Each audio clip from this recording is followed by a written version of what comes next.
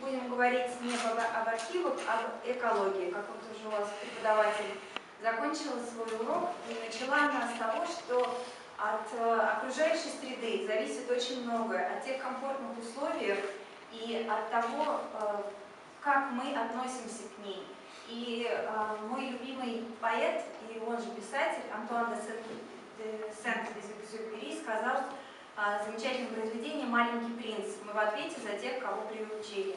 И вот я хочу, чтобы, подчеркивая слова вашего педагога о том, чтобы, выходя за двери этой школы, даже в стенах этой школы, чтобы вы каждый чувствовали ответственность за природу, за окружающий вас мир, потому что на самом деле это тем, что мы дышим, будет зависеть в последующем, да и сейчас уже наше с вами здоровье, наше с вами благополучие в том числе.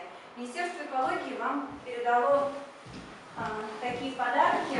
Это для непосредственно вашей библиотеки, потому что такую замечательную книжку, вчера, когда мы ее рассматривали всем коллективом, то есть она была интересна даже для взрослых. И я думаю, она будет интересна и вам. И да, тем более вы так увлеченно все рассказывали про тех животных, которые занесены в Красную книгу, и про заповедники, которые есть на территории нашей республики в том числе.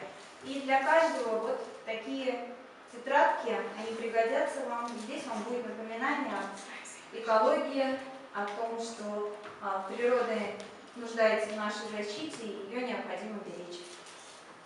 Вам спасибо огромное за урок, вы получили огромное удовольствие. Спасибо вам большое.